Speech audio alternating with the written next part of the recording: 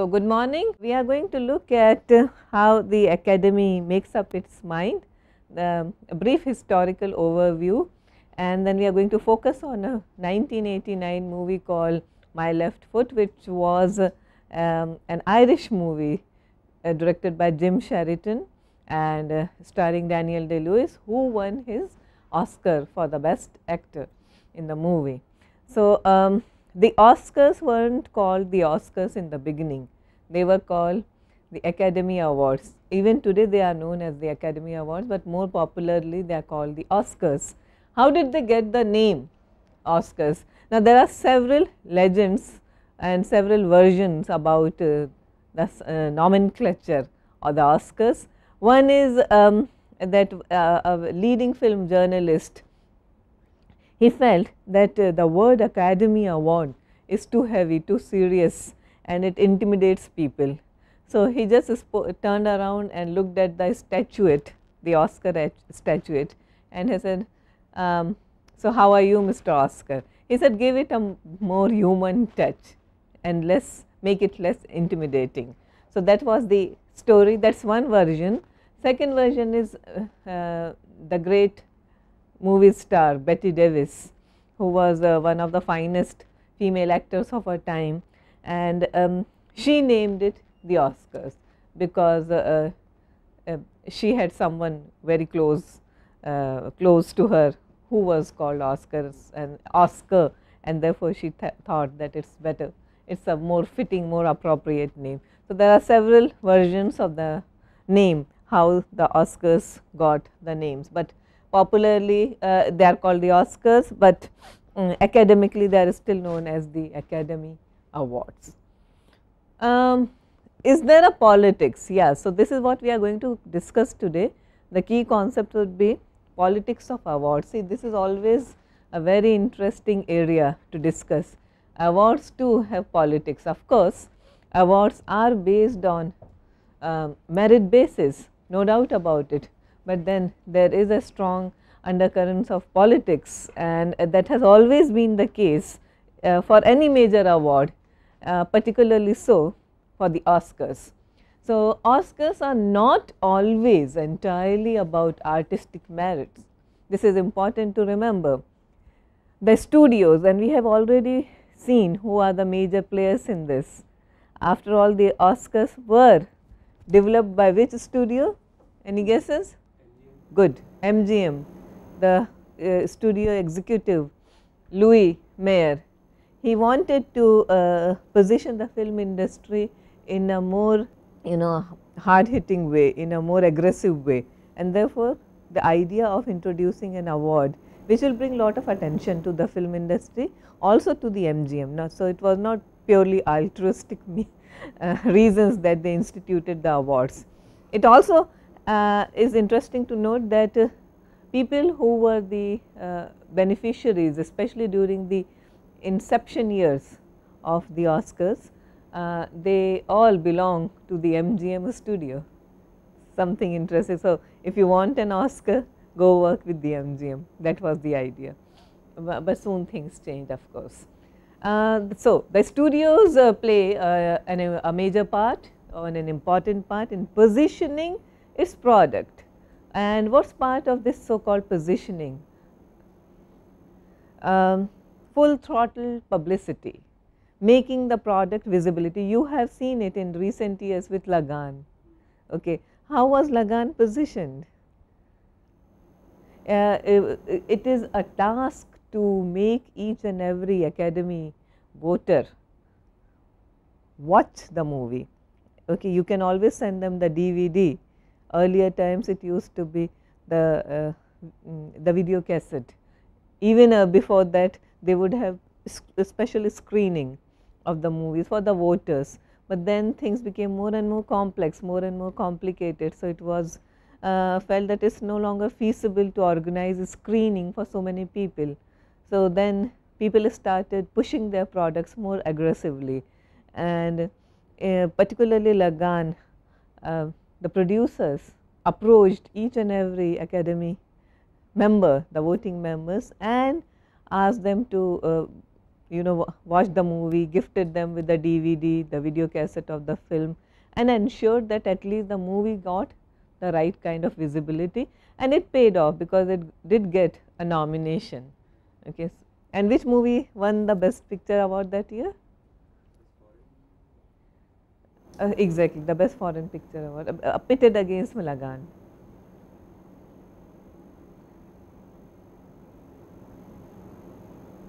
No Man's Land. Okay. And it's a war movie, and you all understand the importance of a war movie as opposed to a movie from India which is full of colorful songs and dances and is about cricket. Okay. So, there is a politics. Okay. No Man's Land dealt with a very topical theme which is important to the Western world. India's colonialism, okay, peppered, the idea of India's colonialism peppered with songs and dances and beautiful items, it may not have been such a big draw with the academy, because the academy voters, the members also, they have some kind of a conditioning for what, for you know, we are all, it's all very subjective. We like someone, we don't, you know, it's a canon. Again, let's talk about the canon. So, we sometimes we like some people, sometimes we don't like some people. Okay, sometimes we like a theme, sometimes we don't like a theme. Okay, so there are certain popular themes which always work well, and that's what we are going to look at. What makes the cut with the academy members?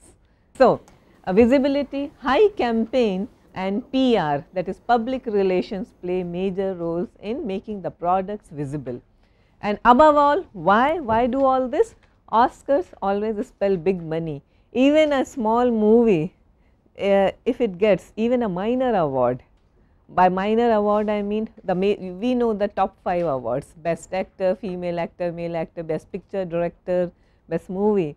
So, those are the major awards, but even if it gets a technical award, you know, editing, sound, etc., it pushes the movie into the limelight, and it makes, and if it's because in abroad the release pattern is very different. Here we release a movie, and if it runs, it keeps on running. Okay, we do not interfere. There they they book theatres for a particular period, and then it runs, it does well, even then it has to leave the theatres and it comes back. Okay, so Oscars mean they can re-release the product, now this time with better visibility. So, that Oscars eventually translate into big money. I mean, there is a famous story. Are you aware of an actress called Ellen Burstyn? Requiem for a Dream? Yeah, she won an Academy Award for which movie? Alice Doesn't Live Here Anymore, directed by Martin Scorsese, his second major movie. Now, she couldn't for some reason attend the ceremony, and one of the presenters personally went to give her the statuette, and she says, how does it really matter? And he say, the presenter, the person, a big leading man, he had gone to her house to gift her the award, and he said, see, when you die, your obituary will read as the Academy winning actor Ellen Burstyn died on so and so day. So, that is the difference it makes. Otherwise, you are just an actor, but when you win the Academy Award, you become the Academy Award winning actress. Okay, so, it means something, it is very prestigious, people hanker after it, it influences a star's commercial prospect. Yesterday, while talking about Coppola, we did note that one reason why Paramount couldn't kick him out unceremoniously was because he won the Oscar for the best screenplay for Patton. Yeah, that was one reason why he could just hang on by the skin of his teeth. Okay. Reasons other than studio politics, age and image of the recipient. We are basically talking about directors, male and female actors. So, age and image of the recipients. Remember Christopher Plummer, when did he win the Oscar? 2012, right? in which he plays Evan McGregor's father, The Beginners. Okay, and he's a dying patriarch of this particular family. And how old is Christopher Plummer today? Some 84, 85. That means that he won his first ever Oscar. Yeah, the star of Sound of Music. Okay, and he must have given several blockbusters along the way. But age matters, and the Academy must have finally realized that this is, if it does not happen now, it may not happen ever. So, age and image matter. Image of an actor is extremely important, and we will see. Previous track record, yes, things do matter. And what do we understand by previous track record? Al Pacino, yes, Scent of a Woman was his 8th nomination, okay. And after what? Serpico, The Godfather Part 1 and Part 2, Dog Day Afternoon, okay. So, you cannot better that kind of body of work, but he got his Oscar when he was nominated the 8th time. Sympathy factors, give me some example. What is sympathy factor? Yeah? Oh, well, that was a great performance, but of course, sympathy must have a role to play there. Yes. One of the greatest examples that we are often given is how Elizabeth Taylor won her first Academy Award. The second was for Who's Afraid of Virginia Woolf.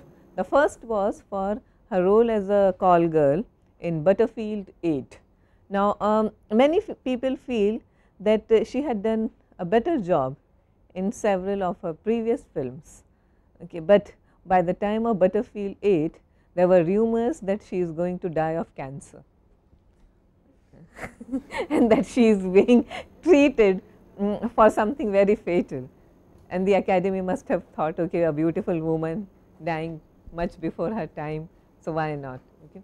And then she came and she received her Oscar and collapsed in the arms of her then husband, her husband number 4, Eddie Fisher.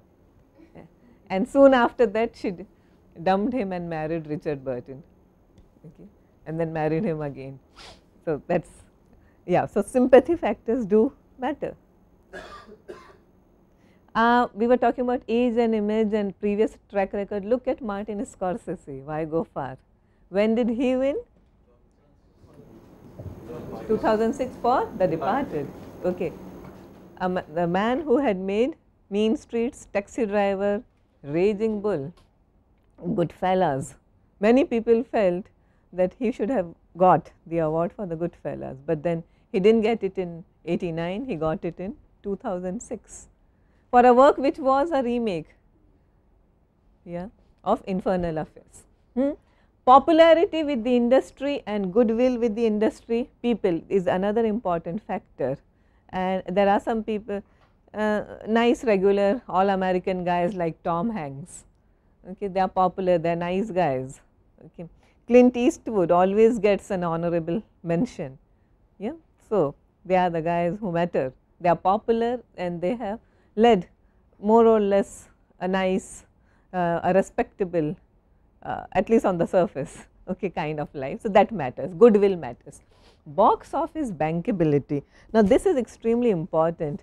An actor has to be bankable, a director has to be, their movies have to earn money, otherwise it does not mean anything to the Academy. Yeah, it just means lot of effort, lot of money, lot of investment gone waste because for an one-off thing, and we give it to someone who has never made it big, who is never going to make it big, just a fluke performance, brilliant performance, give him the Oscar. But you know, it does not work like that. There has to be box office bankability for that. Time of the release, this is very interesting. Christmas is supposed to be the best season because the film remains, and when is the Oscar season?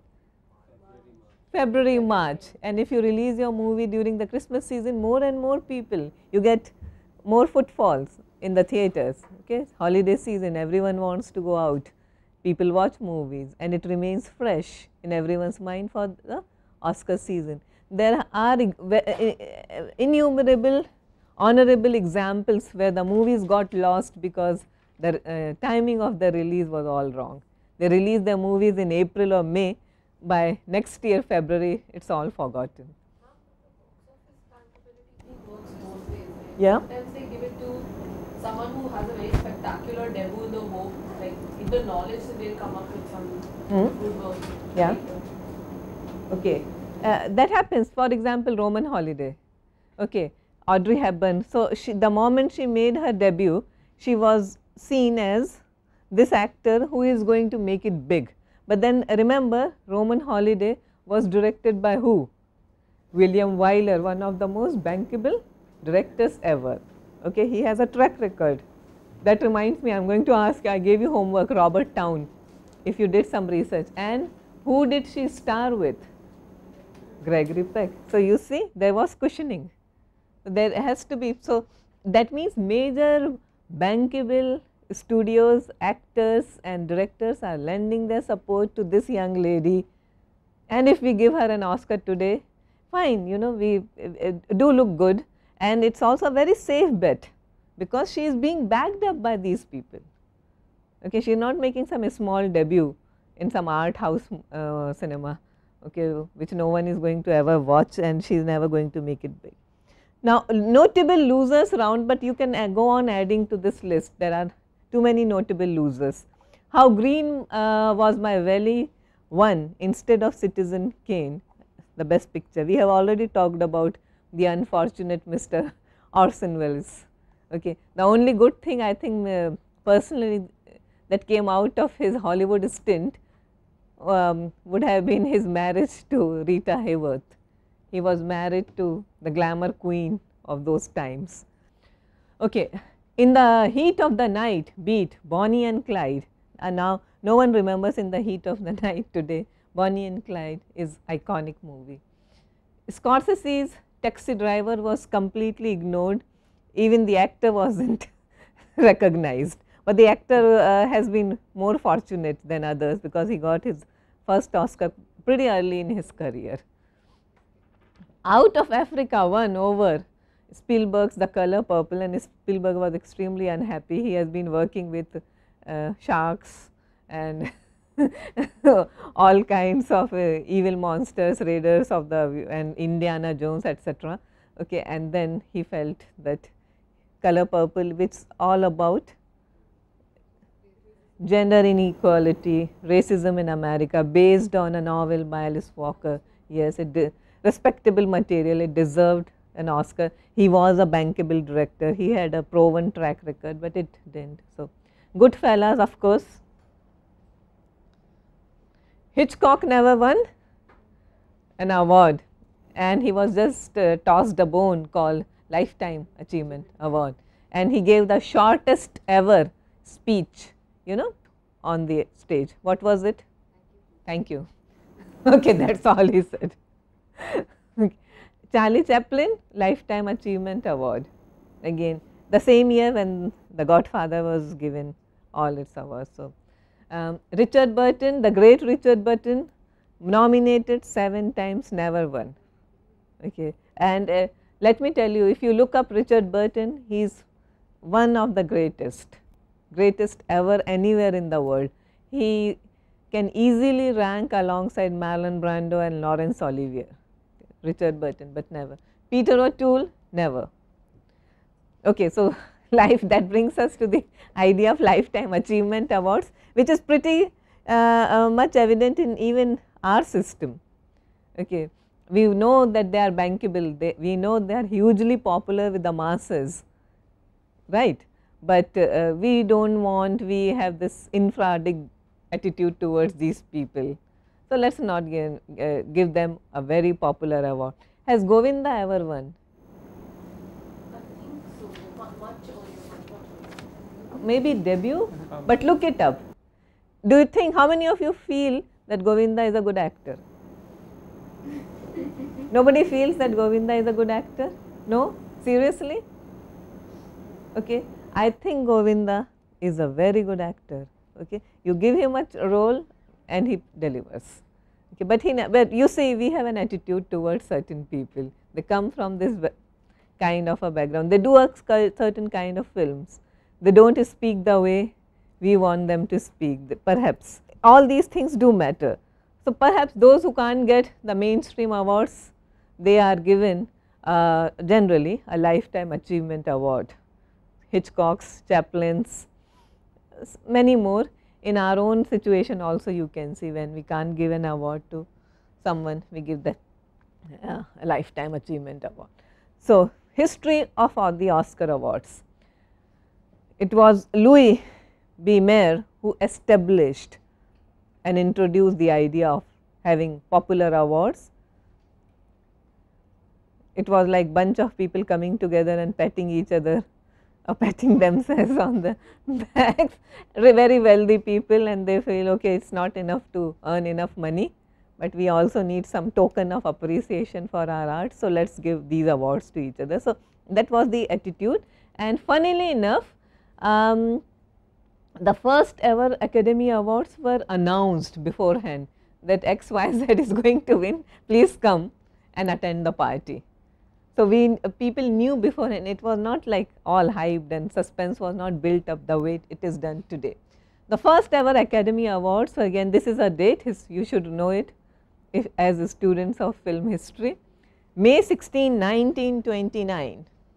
Why it was called Oscars? Several versions float about it. The first acting award was given to a German actor, Emil Jennings, okay, for a movie called The Way of All Flesh, based on whose novel? Samuel Butler. Janet Gaynor was first female actor, and she was awarded for her body of work during the same year. One of her famous movies was Seventh Heaven. Those were the pre-television days. Publicity and visibility was not that massive. Winners were announced beforehand. However, William Randolph Hearst, we never get over this guy. We have already discussed him in Citizen Kane. Yeah. So, he is the man who owned several newspapers and magazines, and he felt that, look, this is a tremendous opportunity for garnering publicity for his papers, glamorizing news, sensationalizing news, and hyping up the whole thing. There is money here. He was also on very friendly terms with several female actors, and he felt this is a very good way of promoting them, okay, one of his proteges. Okay. So, he did his level best to make the Oscars the most sought after prizes, and therefore, the hype. So, any questions, any comments you want to make before we go? And I am going to do a case study of my left foot, Daniel Day-Lewis, who won, and I am betting on Daniel Day-Lewis this year as well, and he has already won. In 2007 or 2008, he won the Academy for second yet another performance, There Will Be Blood, Paul Thomas Anderson. Now, Paul Thomas Anderson's The Master is also one of the nominated films. Argo is a strong contender, okay, and all those people who have acted in it. I am still betting on Daniel Day-Lewis, Lincoln. So, that makes me hark back to my left foot, 1989, and it is often called the year the Academy got it almost right. Many preconceived notions, many of the attitudes, prejudices, misgivings were dispelled. Box office bankability, yes, we are going to look at it, who were his rivals, and that will give you enough idea, and why we often say this was the year when the Academy got it right. So, nominees for the best picture that year, let us look at the best picture. Driving Miss Daisy, Warner Brothers. Born on the 4th of July, starring you know who, Universal Pictures. Dead Poets Society, Robin Williams, Touchstone. Field of Dreams, Universal, and My Left Foot. Granada, a lesser known studio, but distributed worldwide by Miramax. Best Actor, Who won it that year? Jessica Tandy, Driving Miss Daisy. Isabella Adriani, the then companion of Daniel Day-Lewis. She too was the beautiful Isabella Adriani was also nominated for Camille. Jessica Lange for Music Box. Michelle Pfeiffer, another unfortunate actor who has never won it. Okay. Johnny Depp. Okay. The Fabulous Baker Boys and Shirley Valentine, Pauline Kael. Best actor male, Kenneth Branagh, Henry V, Shakespearean and British. Okay. So, two things for which the Academy members always had a soft spot for, British and Shakespeare. Okay, you know, that gives you the snob value. Robin Williams, Dead Poets Society, another is he is an academician, To Sir with Love kind of movie, right. So, it is always, it touches a chord with the members, very sentimental mushy movie. Morgan Freeman, tremendous actor, tremendous performance for Driving Miss Daisy, also the fact that he was black and age, okay. He has been acting for quite a while. Tom Cruise, born on the 4th of July, box office bankability, popularity, think of what he had done before that, Top Gun, Cocktail and Days of Thunder, all money spinners. Daniel Day-Lewis, My Left Foot. Now, this is the backdrop. Golden Globes and BAFTA often give an indication of what is going to happen. This year Argo has elbowed out several films and therefore, chances of Argo getting Golden Globes are pretty high, but not always, it does not always work that way, but it gives you a rough picture. So, born on 4th of July and Tom Cruise had already won the Golden Globe award for playing a paralyzed Vietnam veteran, Ron Kovic, based on a true story. So, you look at it, it is a war movie, it is Oliver Stone movie and Tom Cruise playing it, and what is he playing? A paralyzed Vietnam hero, okay. All pluses. Daniel Day-Lewis won the New York Critics Circle, the LA Critics Award and the National Society of Film Critics. We are talking about the canon, these are the canon forming bodies, okay. My Left Foot is also a biopic of a paralyzed Irish poet and painter, Christy Brown, again a real life story, again paralyzed. So, it was billed as the battle of the wheelchairs, Day-Lewis versus Tom Cruise. So, battle of the wheelchairs. Born on the 4th of July, now look at the pluses again, it is an anti-war film, almost like the Deer Hunter and that Oliver Stone trilogy, Platoon, etc. It is an Oliver Stone movie who was extremely hot during those days. He could do nothing wrong. It is part of his Vietnam trilogy, Platoon and Heaven and Earth. Vietnam is a popular theme with the Academy and its members. It was a huge commercial and critical success. Oliver Stone won the Oscar for the best director that year, and of course, the Tom Cruise factor. And of course, Morgan Freeman could not be ignored, widely respected and senior, okay. So, those are the things, age matters, experience matters. And Driving Miss Daisy, it won the best Oscar for the best picture and also for the best actor, Jessica Tandy, the 80-year-old leading lady. PR machinery, the public relations machinery for the Academy, the bigger the studio, we are talking about that Universal Studio versus Granada. So, better are the chances when it is backed, the movie is backed by a bigger studio. Big pictures gain more visibility and the Academy voters tend to watch more of high profile movies than obscure little movies like My Left Foot. So, the movie, in spite of its brilliance, did not stand much of a chance. It was a small budget, modest movie, Irish movie made independently. It belongs to a category of so called indie cinema, okay, independent cinema, not backed by studios, okay, financed by studios, yes, distributed but not fully backed by studios. Actors, producers, directors, they all have to pitch in for their own, with their own funds, etc. Most people were not even aware of the existence of this movie. The producers of My Left Foot mailed several thousand video cassettes, those were the days of the video cassette, to the Academy's voting members, and of course it was marketed by Miramax, so it improved its chances.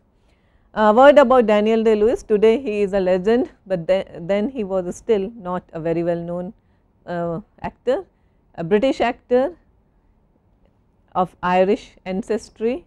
He is the son of the famous poet Cecil Day-Lewis, who was also poet laureate at one point. He lived in Ireland. He has done plenty of theatre. So, he was a trained actor, a method actor. That is very important to remember. How Tom Cruise, flamboyant and charismatic, is not a trained actor. Day-Lewis is a very serious and trained method actor. His previous works, and they are now, this is important to note, My Beautiful Laundrette, directed by, based on a play by Hanif Qureshi and directed by Stephen Frears, who later directed The Queen, if you remember, Helen Mirren's Dangerous Liaison, okay, that great Stephen Frears. And Daniel Day-Lewis had also acted in Milan Kundera's The Unbearable Lightness of Being, a very difficult role, Zack Doctor, and E.M. Foster's A Room with a View, directed by Merchant Ivory, Ismail Merchant, James Ivory. So, look at his body of work and a range. Only 3 movies, not blockbusters, but which sufficiently displayed the actor's tremendous versatility. What was his method? It is about a painter and a writer, Christy Brown, who is completely paralyzed. He suffers from an ailment called cerebral palsy. The only part of his body that functions is his left foot. Okay.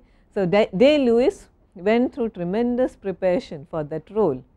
He remained in a wheelchair throughout the shooting of the movie, okay, and would act as irascible as the real Christy Brown would be, because see, you look at the circumstances and you understand the moods, the temper, the mercurial temperament of the man, and he also maintained Brown's paralytic speech at all times, because his affliction was so severe, it had affected every part of his body. He was barely able to speak, and only people who were extremely close to him could understand, could comprehend what he actually said.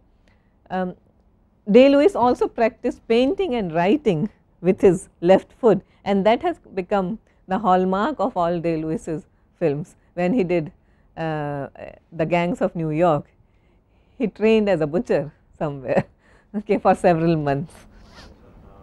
Story about Gangs of New York, apparently he got pneumonia on the set, yeah, and he refused to take penicillin because at that point of time in 1920s New York there was no penicillin, so he didn't want to go through. Yeah, that's method going too far. he had to beg him to take. Yeah. Okay. So, Day-Lewis known for getting inside the mind of the character, and he says, one of the things I am most intrigued by, and he is talking about his role, Christy Brown, is the character's inarticulacy. Christy Brown's struggle was to express himself, and that is the thing that I am always attracted to in a part. I have recently written a paper on Day-Lewis's method, and if you watch all his films, and there are very few films, he is very choosy, very picky, very fussy about his films. So, the body of work is extremely limited, but versatility is astounding. So, you watch a movie and you find basically he is interested in those characters which are essentially inarticulate, unable to express themselves. So, why the Academy Award? Now, Academy voters like British actors, that is a given. Academy voters also like biopics, that is also a given, and there is a method here. See, Desiree, Sergeant York, Patton, Raging Bull, Gandhi, Salieri in Amedes, Helen Mirren in The Queen, and Meryl Streep in The Iron Lady. All these are biopics. King's Speech, yes, Colin Firth, King's Speech. Oscar has a the Academy has a weakness for actors who play or who portray physical or any kind of disability, afflictions, addictions. Think the list is endless, you can always go on adding to the list, but my list of memorable performances include Jack Nicholson in One Flew Over the Cuckoo's Nest, Marley Matlin in Children of a Lesser God. So, Dustin Hoffman in Rain Man, Pacino in Scent of a Woman, Colin Firth in The King's Speech, and Christian Bale in The Fighter. He is an addict, okay, and goes totally against the type. I mean, one year you have watched him in The Dark Knight, and next year you are watching him as, you know, someone who has transformed himself beyond belief, beyond recognition. So, Christian Bale is another worthy method actor. The versatility factor of Day-Lewis, people respected him as an actor, although there were only 3 movies, but people knew that he is a man who can perform, deliver. The difficulty of the role was extremely difficult to perform, and a voting member said, I saw him doing something I could not do myself. Okay, he did. And who said that? One of the greatest and most beloved leading men of all times, Gregory Peck. He confessed that what he is doing, what he has done, I can never do. So, Jim Sheridan, the director, and Day-Lewis, frequent collaborators, great friends, and they have often worked together.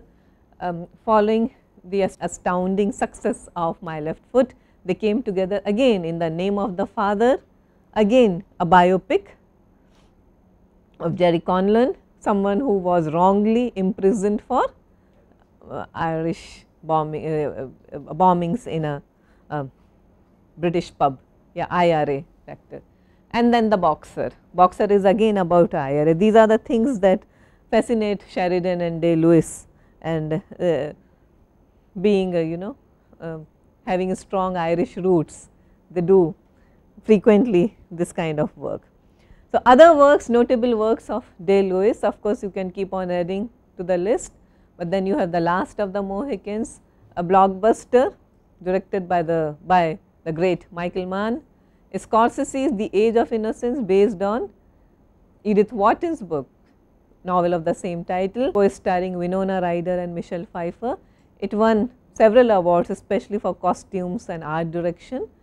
Then he did an adaptation of Arthur Miller's The Crucible and ended up marrying the producer, that was Rebecca Miller, Arthur Miller's daughter. Okay.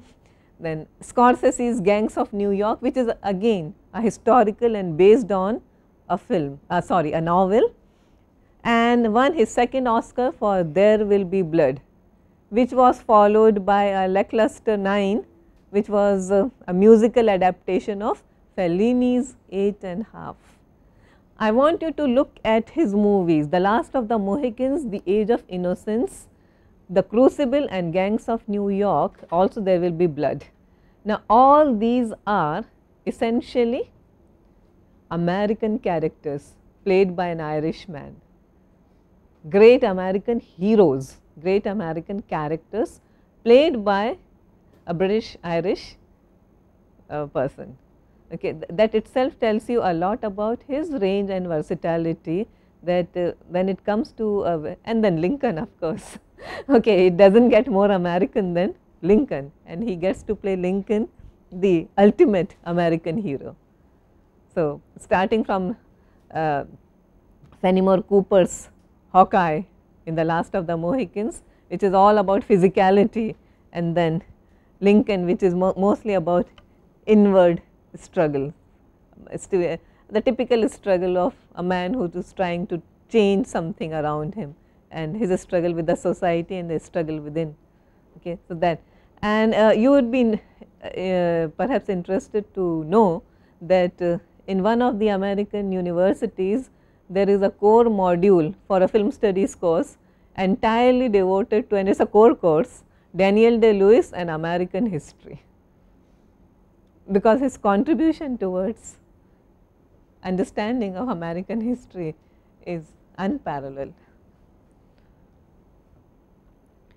Okay, as a method actor, now I will quickly summarize what I have been trying to say about method for the past several classes. We have been talking about De Niro, Brando, Pacino.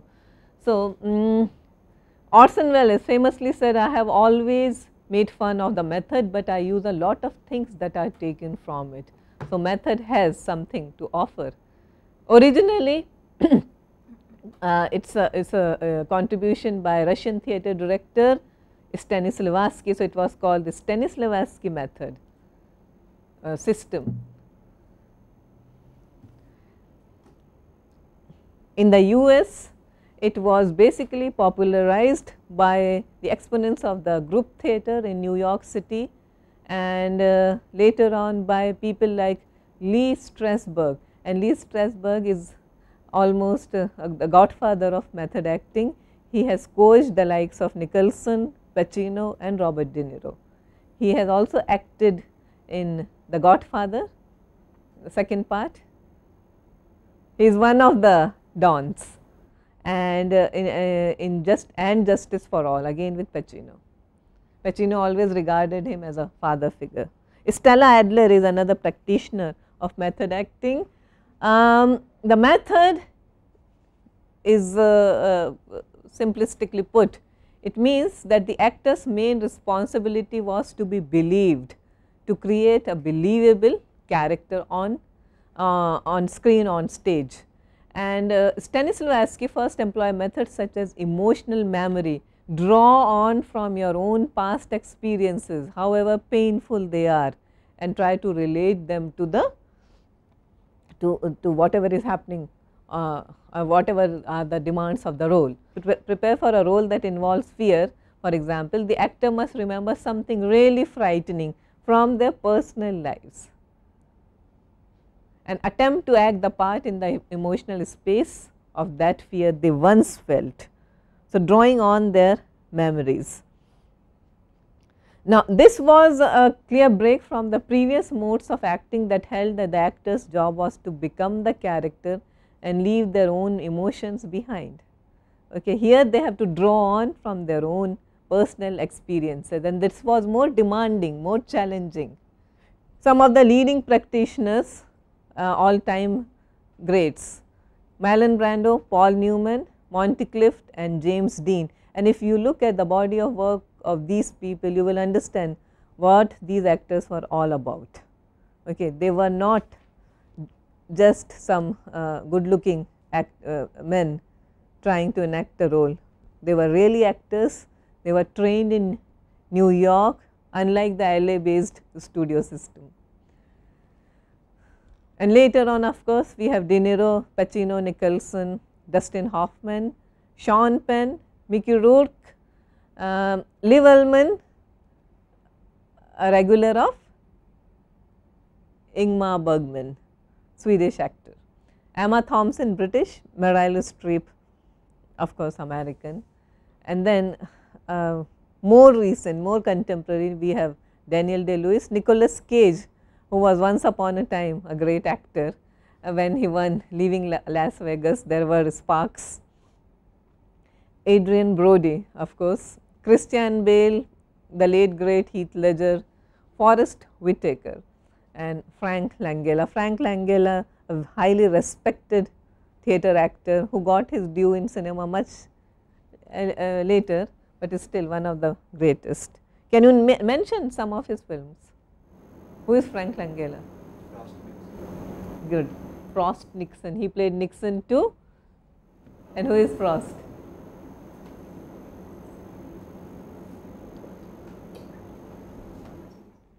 Who was Frost? I will give you a clue, the same actor who played Tony Blair in The Queen. A shot from My Left Foot.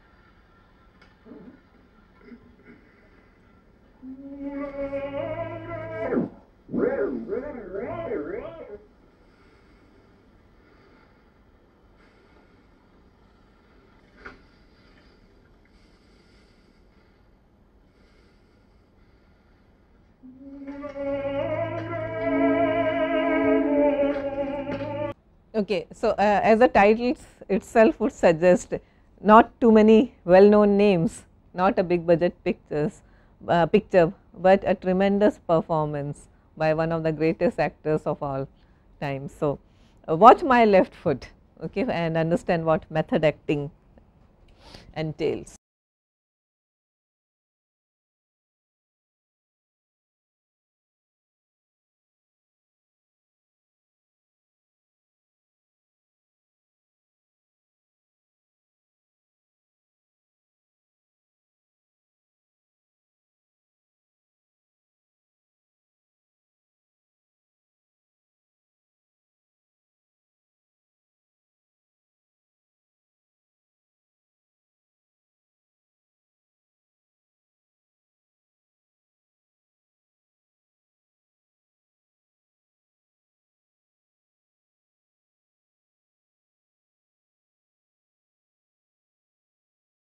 So, see you tomorrow, and you can make an announcement about tomorrow's class.